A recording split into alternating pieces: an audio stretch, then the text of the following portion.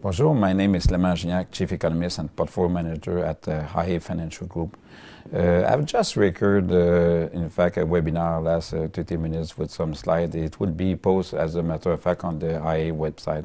So in the coming few minutes, my intention is just to make a wrap-up, a summary, if you want, of my view on the big picture and on the capital markets, as well as the strategy we propose to our clients. So as far as the big picture is concerned, the good news is the environment has changed a lot in the last few months. It's not only related to the Trump election. In fact, if you check in Europe, in many other OECD countries, we see more and more positive news. They beat expectations. So when the news came out, they beat the economist's expectation, and that bode well for an acceleration of economic activity. Many reasons. First, many government OECDs now has put austerity on the back burner, and we continue to have central banks with a significant expansionist monetary policy. All these kind of things contribute to the acceleration of the economic activity. So not only the economic activity accelerator on a worldwide, but we have much less deflationist forces as well. As far as the inflation numbers came out, in the last 6 months, they beat the expectation. In fact, it's the highest reading ever seen in the last 5 years. So the fact that we have less deflationary fear, more positive news on inflation, it's something who's positive for equities as well, compared to bonds. Shifting to US, so no doubt that the Trump election has created some enthusiasm, not necessarily on Main Street, because this president is still unpopular, I would say, but as far as the CFO and CEO is concerned, so the leaders of business economy are very optimistic following the Trump election. Reason? It's about deregulation. Mr. Trump has talked about deregulation, many sectors, and in addition, he has promised some tax cut for corporation. So that explains why probably the CFO and the CEO of the companies are the highest optimism reading ever seen since 2000 or since the last crisis, as a matter of fact. So this stimulus, we do have all the details. So in the next few weeks, we have more details about the Trump economic agenda. So we will watch very closely. So what will be the impact on the economy? So I think with a grain of salt, this projection of Mr. Trump that the economic activity in the US will accelerate from 2% to 4%.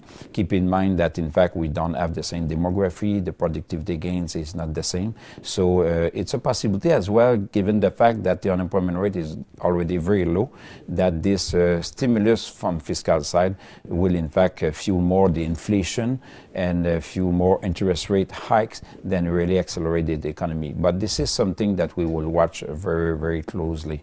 As far as Canada is concerned, we have some concern, in fact, regarding this Trump agenda, because make no mistake, Canada prosperity is linked to our access to the U.S. market. Of course, Mr. Trump has securized Mr. Trudeau by mentioning that he will tweak only the NAFTA. But you know, when your partner is 10 times bigger than you, tweaking for him, it's big deal for you. So this is something that we'll watch closely, not to mention the possibility to introduce a border tax in U.S. To finance the tax cut for corporation. So this is the reason that we are cautious about the Canadian dollar. We think that in the context that the Bank of Canada have no intention at all to match any interest rate hike from Federal Reserve, that the Canadian dollar, our loonie, have more chance to go closer to 72 cents than really going to 80 cents. So that influences our strategy in our portfolio. For example, that we have a lot of US T-bills, we have a lot of US denominated asset classes in our strategy. Talking about the capital market, when you know the key to succeed in the portfolio management is to diversify portfolio. But for the time being, given the fact that the deflationist forces behind us is no inflationary pressure with interest rate increase, we tend to underweight our exposure to bonds. We still have bonds because bonds are more secure than stocks, but we try to reduce and have an underweight bond position with a lower duration. On equities, in fact, if you ask me if you have a 3 years time horizon, I'm still optimistic, but no doubt that the market has become expensive. This U.S. stock market has increased by 12% since the Trump election. So this market become pricey. They trade at 18 times forward earnings, which is pretty expensive if you compare it in the last decade.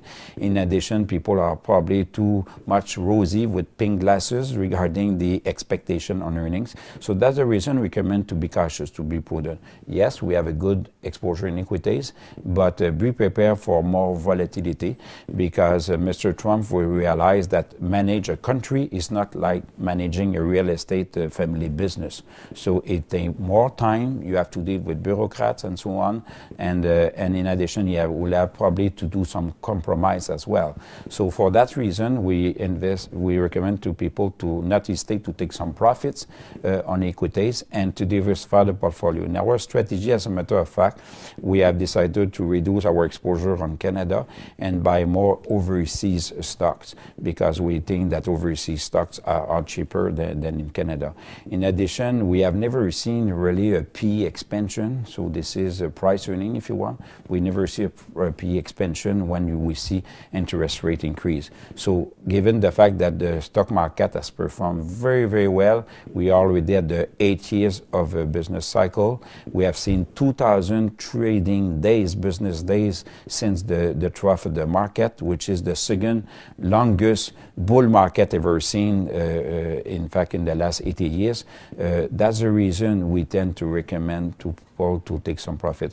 As a matter of fact, very often it's bizarre when the unemployment rate is very high, suddenly the stock market starts to go up, and when you have an economy running at full capacity, suddenly, very often, we start to see that it's more wagers who will benefit of this expansion, and we start to see profit margin squeeze. So all in all, what we recommend, and we invite you to go on the website, IA Financial website, to have more details. We will have the slide that I use. I have talked about around 25 minutes and try to answer some questions, but I have tried today to just make a little wrap up of my view on the economy and on the capital market. Have a good day.